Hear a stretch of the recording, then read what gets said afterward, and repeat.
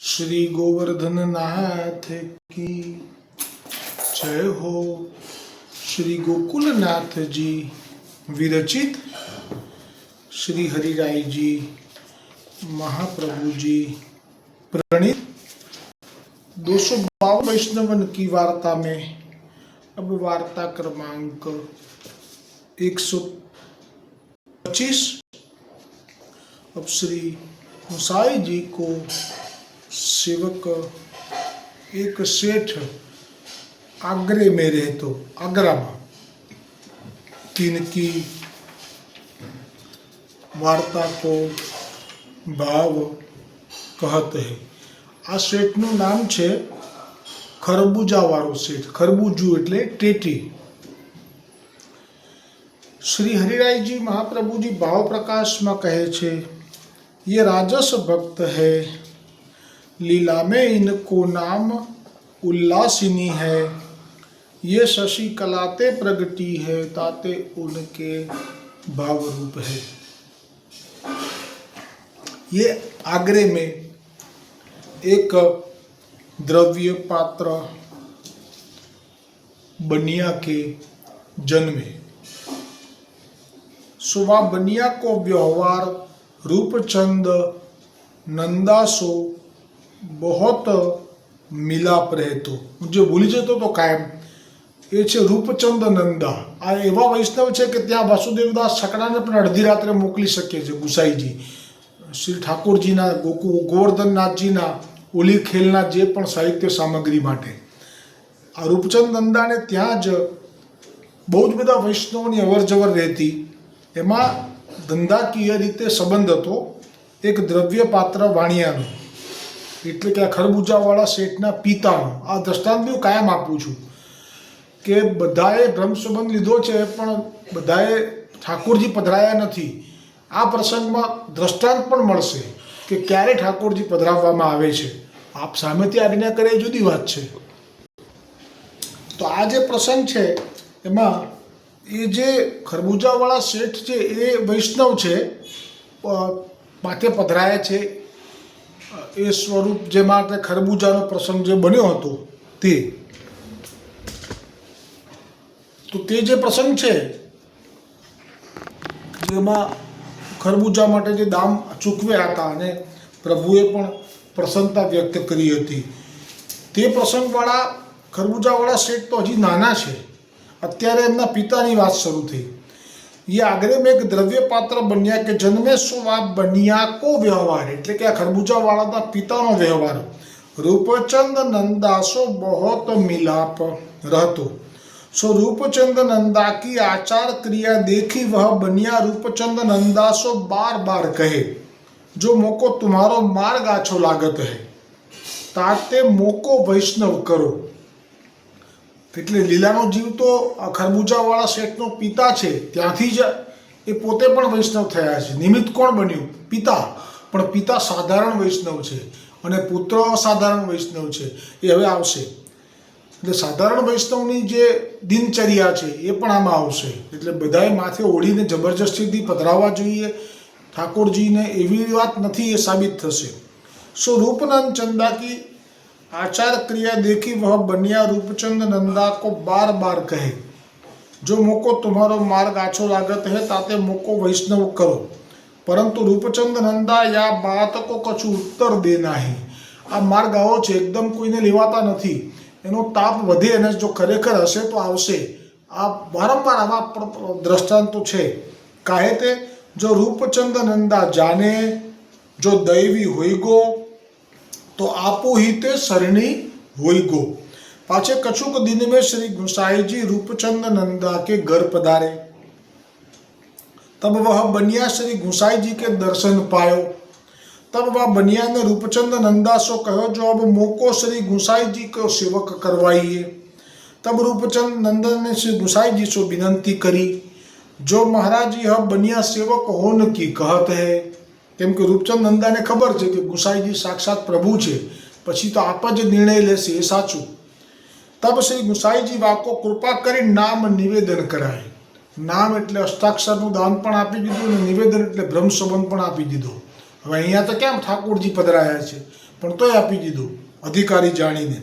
पाछे वह बनिया घर जाई अपनी स्त्री बेटान को रूपचंद नंदा के घर लायो।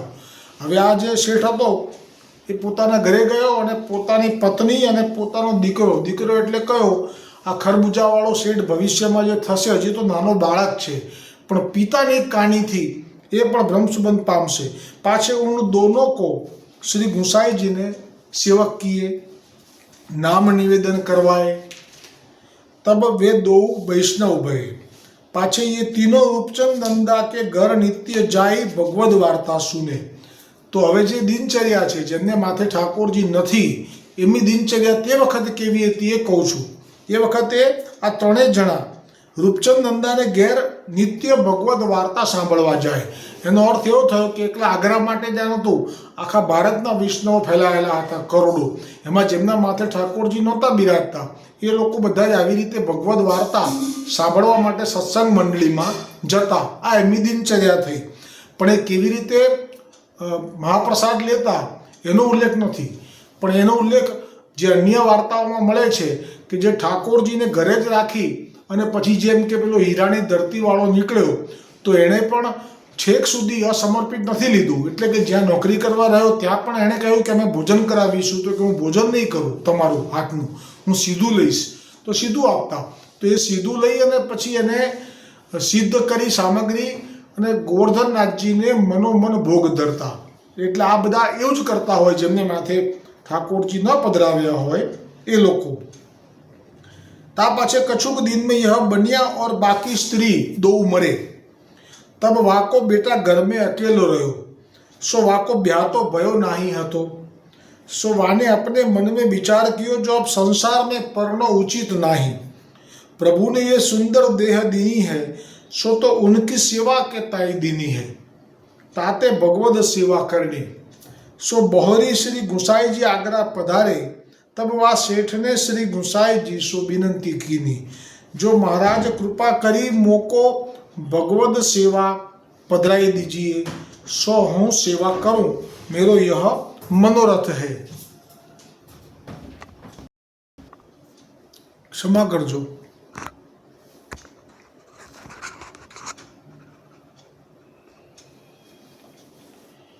सो बहोरी श्री गुसाई जी आगरा पधारे। तब वह सेठ ने श्री गुसाई जी सो विनंती कीनी, जो महाराज कृपा करी मुको भगवद सेवा पधराई दीजिए, तो हूँ सेवा करूं, मेरो यह मनोरथ है। तो यहाँ प्रमाण है कि एना पिता જ્યારે ગુસાઈજીના સેવક થયા ત્યારે નામ નિવેદન એટલે કે નામ એટલે અષ્ટાક્ષર, નિવેદન એટલે બ્રહ્મસુબંધ, આ બંને થયું।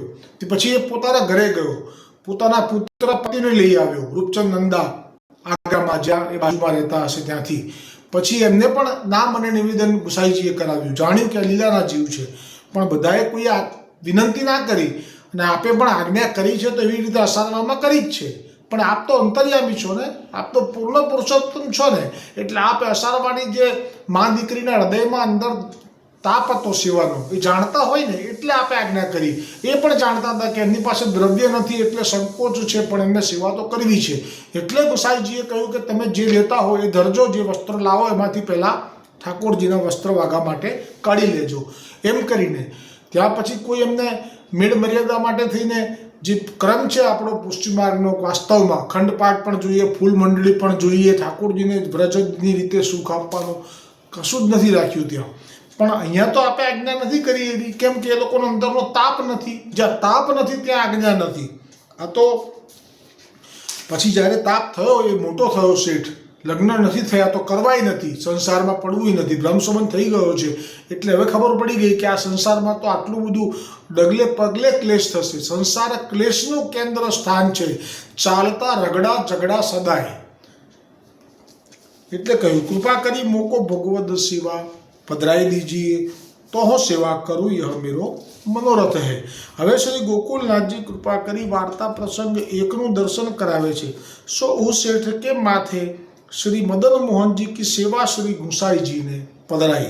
सो उस सेठ के द्रव्य बहुत होतो। सो उस सेठ राज सेवा करतो। सो उस सेठ को चाकर हतो। सो साग फलहारी ફલ ફલાહારી આછી નાહી લાવતું. જુઓ, આ શેઠ વિશે કહ્યું ગોકુલનાથજીએ દર્શન કરાયા કે દ્રવ્ય પાત્ર બહુ જ હતો, એટલે કે એની પાસે દ્રવ્યો તો હીરા, માણેક, સોનાની મોહરો અને રોકડા અને ધન સંપત્તિ, જમીન તો એટલી બધી. હવે આ જે દ્રવ્ય તો ખૂબ છે અને એટલે તો રાજ સેવા કરતો. પછી શું કરવા? ઠાકોરજી માટે તો હવે જીવન જીવવાનું છે.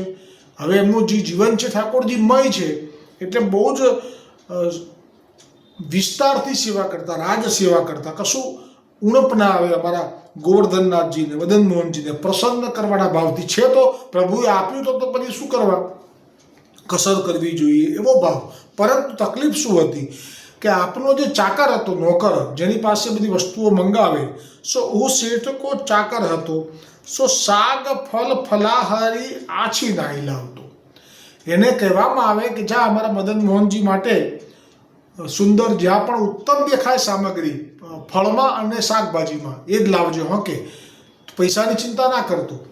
હવે જુઓ, ગાંઠનું શેઠનું છે, પણ ચાકરનો સ્વભાવ પેલો એવો છે, પોતાની રીતે વિચારે છે કે ના, શું કરવા, જે સસ્તામાં સસ્તું, ભલે થોડું જાડું હોય તો શું વાંધો છે, ફળ થોડું એવું હોય તો ચાલે, સડી ગયેલું થોડું, સસ્તામાં, હાર સસ્તામાં મળી જતું હોય તો. આવી પોતાની માનસિકતા એના પોતાના ઘરે કરે તો બરોબર છે, પણ શેઠ પોતે જ આજ્ઞા કરતા કે તું ત્યારે એ ચિંતા ના કરતો પૈસાની, પણ તું મારા ઠાકોરજીમાં સારામાં સારું લાવજે. પણ એ લાવતો જ નહીં. એનો સ્વભાવ જ એવો કે એ ગમે એટલું શેઠ કે પણ છેવટે એવું જ ઉપાડી લાવે કે જે સસ્તામાં સસ્તું હોય, ઢગલીમાં પડ્યું હોય, જાડું હોય અને વધારે પાકેલું હોય, બેમાંથી એક.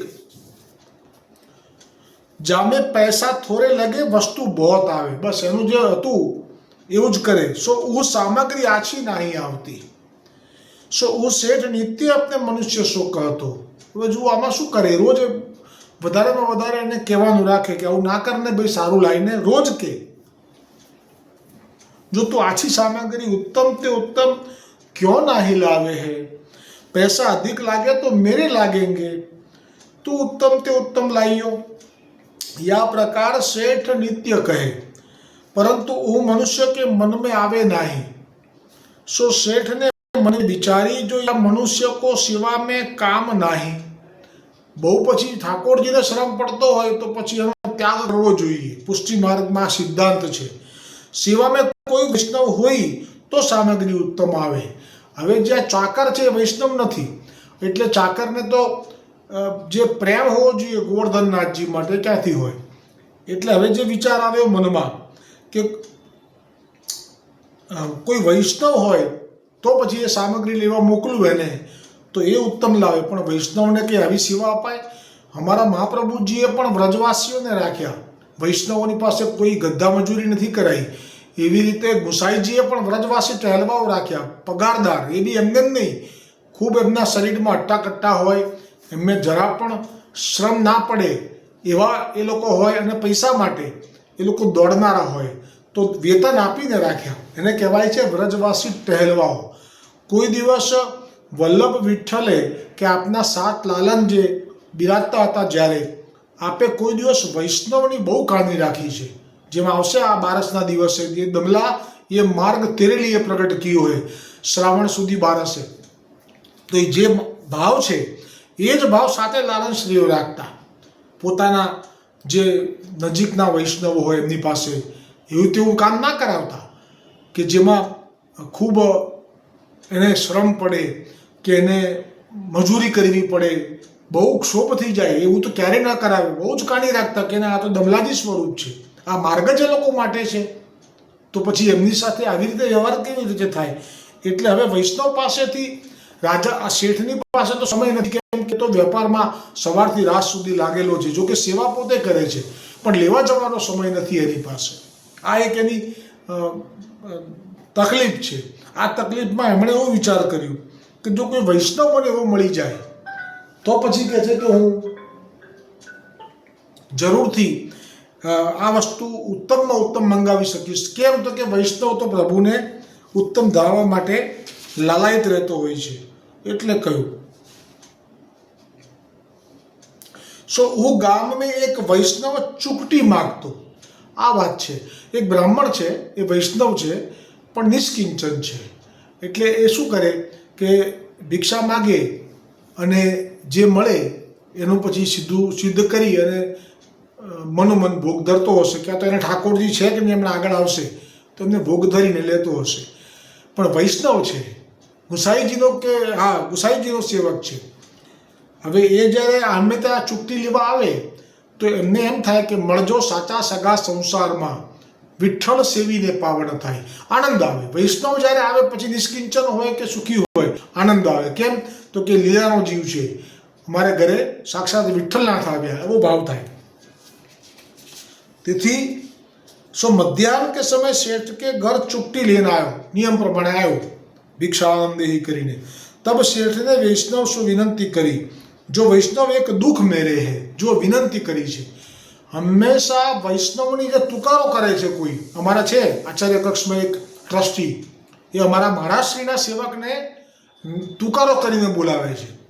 પોતે ટ્રસ્ટી છે, દ્રવ્યપાત્ર છે, પણ આની સામે દ્રવ્યપાત્ર નહીં હોય. આની પાસે તો બહુ જ લખ્યું છે ગોકુલનાથજીએ, ખૂબ દ્રવ્યપાત્ર છે, પણ એ ચૂકતી માગવાવાળા નિષ્કિંચન વૈષ્ણવ જે એમને ત્યાં આવીને માગે ને આ અહીંથી આપે, લોટ ઘી ગોળ બધું એ રોજ આવે, રોજ માગે, રોજ આપે. આજે આવ્યો તો એને શું કર્યું?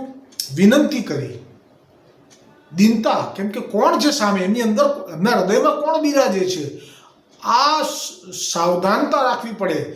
વૈષ્ણવોએ દ્રવ્યપાત્ર હોય તો બહુ રાખવી પડે. પેલા એ ના રાખી. સંતદાસ ચોપડાને ત્યાં શેઠ આવ્યો સામેવાળો અને ચણા ચબેના જે પ્રસાદ આપ્યો અને ક્ષુલ્લક ગણી બહાર નીકળી, જૂતા પહેરવાના થયા, ફેંકી દીધો. અને જે ગોવર્ધનનાથ રૂઠ્યા એ શેઠ ઉપર, એની 7 પેઢી સુધી ચાલે એટલું દ્રવ્ય ખજાનામાં હતું, બધું સાફ કરાવી નાખ્યું, કંગાળ કરી નાખ્યો એને. કોઈ દિવસ વૈષ્ણવના ત્યાંના પ્રસાદની અવહેલના નહીં કરવી જોઈએ. આ વૈષ્ણવ એ નિષ્કિંચન છે, પણ જો કેવી રીતે વાત કરે છે.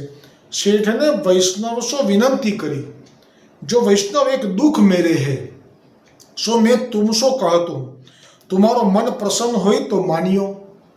तब હું વૈષ્ણવને કહી તુમ કહો, મોસો બનેગો સો મેં કरूंगो. એ કોઈ સેવા નથી તણાયો. આ વૈષ્ણવ પણ એવો મજબૂત છે, ચૂકતી માગવા વાળો. હું ગુસાઈજીનો સેવક છું, મારી સામે કોઈ મને સે મારી જાય કે હું શ્રીમંત છું તો ભાઈ તું તારા ઘરનો. એમાં પછી ગુસાઈજીનો સેવક તો કેવો હોય, માથે વિઠ્ઠલ ધણી બિરાજતા હોય, પછી સામે શેઠ હોય ને જો કોઈ અહંકાર કરતો હોય તો એનો પડછાયો ના લેવો જોઈએ. એટલે કહ્યું કે મને તમે કહી જુઓ પછી હું તમને કહું. એમ નહીં કે અરે વાહ શેઠે મને કીધું એટલે હવે તો હું શેઠના પગમાં પડી જઉં ને હવે તો શેઠ જેમ કે એમ કરું ને પછી તો મારે તો હા એવું નહીં. તુકારો શેનો કરી જાય. અમારા આચાર્ય ચરણનો સેવક છે, નીચે સાથે બેસે છે, એટલો દિન છે, એટલો સુંદર સ્વભાવ છે એમનો, અપૂર્વ ભીમણિયાર. અને એમની સાથે વાત કરવાની આવે તો જે પેલો ટ્રસ્ટી છે એ સીધું તુકારાથી વાત કરશે. તું એક કામ કરજે, આ કામ પતાવી દેજે. એ પણ નથી વિચારતો કે તું આચાર્ય ચરણની સામે ઊભો છું અને આચાર્ય ચરણના ખવાસ એવા નિષ્કિંચન તો નથી, એ નિષ્કામ વૈષ્ણવ છે જે સેવા માટે આવે છે આચાર્ય ચરણની આજ્ઞાથી. એની સાથે તો આવી રીતે ઉદ્ધતથી આચાર્ય ચરણની સામે વાત કરી જાય છે. નથી ગમતું આપશ્રીને. આપશ્રી પણ આપની હેવરણ, હું તો પહેલાં બહુ જ સાથે રહ્યો છું એટલે મને ખબર છે. નથી ગમતું આપને, પણ આપ કોમળ છો, નથી કહી શકતા, અને આ જડ છે. આવો છે અત્યારે માહોલ. એટલે કહ્યું કે તમે મને કહો એક વખત, જો મારાથી થશે તો હું કરીશ. તબ શેઠને કહી મેરો ચાકર હે, સો સાગ ફલ મેવા આછો બાजार તે નાહી લાવત. મેં બહોત કરી પછી હાર્યો. મેં બહુ સમજાવ્યો પણ એ માનતો જ નથી. સો તુમ અપને શ્રી ઠાકોરજી કો મેરે શ્રી ઠાકોરજી કે પાસ પધરાવો. છે ને વૈષ્ણવના પ્રત્યેનો ભાવ જુઓ તમે. ભલે નિષ્કિંચન છે પણ શું થઈ ગયું, એ પણ લીલાનો જીવ છે. એટલે કહ્યું કે તારા ઠાકોરજીને મારા ઠાકોરજી સાથે પધરાવી દે. ઓર તુમ સાગ ઘર કી સેવા કરો. અને સેવા સોંપી છે, કોઈ ગધા પચીસી મજૂરી નથી સોંપી કે ભાઈ તું આ રવિવાર આવે છે, ફ્રી પડ્યો છે તો અમારે જે બિઝનેસમેનો માટે મિટિંગ કરવાની છે, બિઝનેસમેનોથી જે ધન ભેગું થાય એ બધું વૈષ્ણવોને અમારે સેવામાં પહોંચાડી દેવું છે. તો એના માટે જે બિઝનેસમેનો જે મિટિંગ કરવાના છે મુંબઈમાં, એ મુંબઈમાં જે જગ્યા છે એ જગ્યાનું તમે તપાસ કરી આવો ને જરા જઈને. એવું નથી કીધું, એવી કોઈ આજ્ઞા નથી કરી કે જેમાં વૈષ્ણવને લૌકિક જેવું લાગે કશું, જે અલૌકિક છે સીધું સાગગર. એટલે અમારા આચાર્ય ચરણ પાસે જે પણ વૈષ્ણવ આવે છે આજની તારીખમાં, અમને ગુસાઈજીની સામે આવતા વૈષ્ણવોના દર્શન થાય છે. કોઈ દિવસ લૌકિક ચર્ચા નહીં, કોઈ લૌકિક વાત નહીં. જે સેવા થઈ રહી છે એમાં 90% તો પ્રસન્નતા જ અનુભવ કરે છે અને એ આચાર્ય ચરણને બિરદાવે છે કે આપની કૃપાથી અમારે ત્યાં ઠાકોરજી પ્રસન્નતાથી બિરાજે છે. આવા અમે દર્શન કરીએ છીએ. એ સિવાય એવું જોવા નથી મળતું. હવે એ સિવાય સંપૂર્ણ લૌકિકતાનો અનુભવ થાય છે. ક્યાંય પણ ઠાકોરજીની સેવાની વાત હવે નથી સાંભળવા મળતી અન્ય બાળકોથી. આચાર્ય ચરણના અહીંયાથી મળે છે. અને એ જે ભાવ છે કે સાગગરની સેવા એ તમારે કરવાની થશે, તમે કરશો એવું કહ્યું. તબ શેઠ ને કહી મેરો ચાકર હૈ, सो साग फल मेवा आछो बाजार ते ल्यावत नहीं, मैं बहुत करीब पधार्यो, सो तुम अपने श्री ठाकुर जी को मेरे श्री ठाकुर जी के पास पधराओ और तुम सागगर की सेवा करो. એટલે જે જવાબદારીમાં ખાલી સાગગર એટલે શું કે ફળ અને શાકભાજી એ લેવા જવું પડે અને લાવીને પછી એને ખાસા કરવા પડે. પાણીથી ખાસા કરી પછી એને સમારી અને પછી સમય થાય એટલે ભોગ સાજવો પડે. પછી ભલે બંને જણા વારા ફરતી કાની આપે, જોડે આપે, બંનેના ઠાકોરજી છે આમાં તો. तब वो वैष्णव ने कही आछो तो प्रसन्न होंगे तो ऐसो करूंगो. पाछे वो विरक्त ने अपने श्री ठाकुर जी को सेठ के घर पधराए, पाछे साग घर की सेवा करण लागे. सो आगरे में आछे ते आछे साग फलादी मेवा जो आवतो सो महंगे ते महंगे ले आवतो. पोते विरक्त छे, द्रव्यनो आटलो बधो विनियोगनो अनुभव નથી. જે વિરક્ત હોય એ દિન હોય, વિરક્ત હોય એ સંતોષી હોય, વિરક્ત હોય એ થોડામાં પણ એને ઘણું મળી ગયું હોય એવો અનુભવ થતો હોય. પણ હવે શેઠે એમ કીધું છે કે ના પેલો આવું કરતો હતો ને તમારે ઉત્તમ, પછી એણે બિલકુલ હવે એણે કહી દીધું કે ચિંતા ના કરતા. આછે તે આછે શાક ફલાદી મેવા જો આવતો સો મહેંગે તે મહેંગે લે આવતો. આવા જ વલ્લભ હતા. વલ્લભ જ્યારે ગોવર્ધનનાથજી માટે વસ્ત્ર લેવાના થાય, છીપા હતો પેલો વિષ્ણુ છીપા, તો કહી દીધું ગુસાઈજીએ કૃષ્ણદાસ મેઘનને કે આ તમારે લેવાના છે, ઉત્તમ છીટના વસ્ત્રો આવ્યા છે અમારા ગોવર્ધનનાથજી માટે, ભાવ ના કરાવતા, એ જે કે આપી દેજો. આ છે ભાવ. ઉત્તમમાં ઉત્તમ સામગ્રી લાવતે.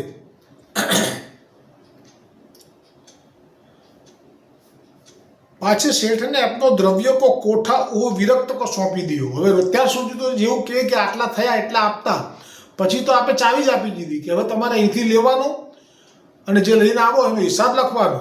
વ્યવહારમાં તો જો બક્ષિસ લાખની, હિસાબ કોડીનો, કેમ કે પછી સંદેહ થાય, સંબંધ જતો રહે આખો, એટલા માટે તો આખું ચાવી જ આપી દીધી. પણ હિસાબ રાખજો, એ હિસાબ પાછા વાંચે ખરા, વ્યવહારની વાત છે.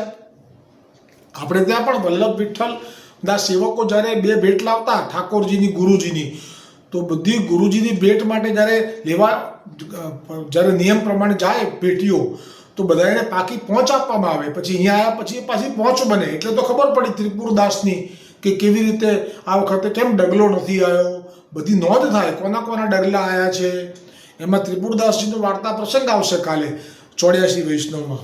એમાં બધું વ્યવસ્થિત નોંધ થાય. કોઈ બધું એવી રીતે નહીં કે રામ રાજ અને પ્રજા સુખી, એવું ના ચાલે વ્યવહારમાં. તો ફલ લાઈ આપ દામ ચુકાઈ દેતો. પાછે હવે તો પૈસાની ચાડી આપી દીધી એટલે જાતે બધું પહેલાં તો આપતા ને પછી એવું હિસાબ આપતા ને એવું બધું થતું. પાછે રાજભોગ આરતી પાછે મહાપ્રસાદ લીએ, પાછે સબ શેઠ को लिखाई देतो, हिसाब लखावी दे. सो सेठ प्रसन्न हुई के लिख लेतो. ऐसे ही करत बहुत दिन बीते. पाछे एक दिन कार्तिक को महीना હતો.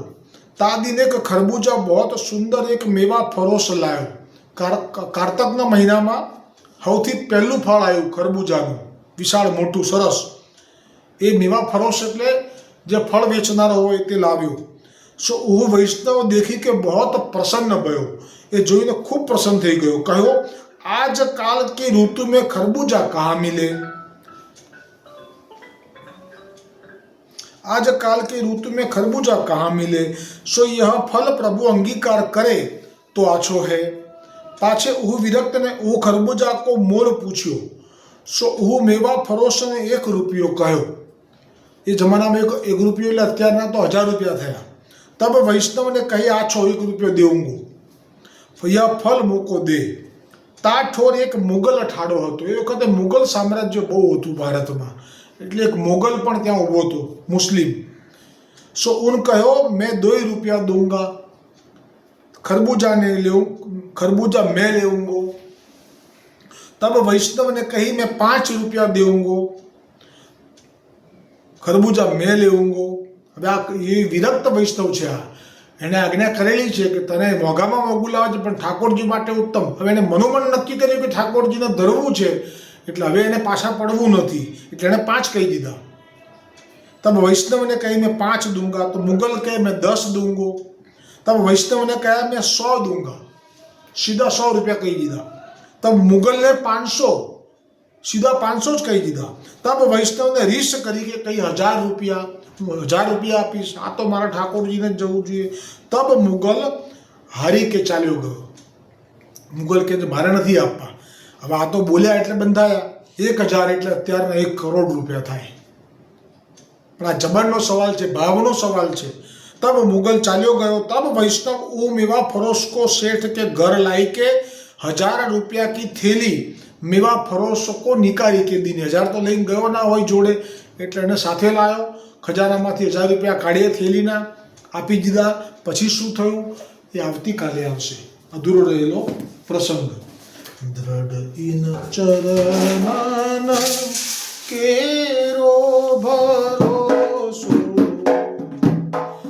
દ્રઢ ઇન ચરણન કે શ્રી વલ્લભ चंद्र चढ़ा बिना सब जग माजू अंधेरो भरोसो दृढ़ इन चरणन के साधन और नहीं आ कली में जासो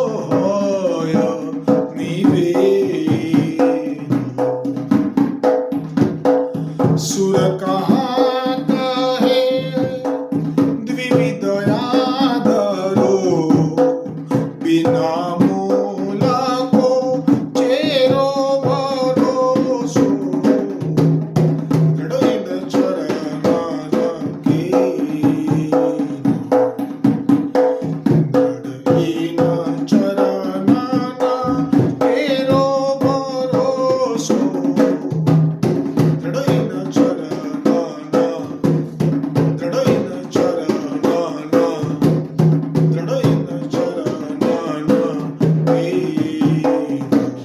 श्री गोवर्धन नाथ की जय, श्री वल्लभाधीश की जय, श्री गुसाई जी परम दयाल की जय,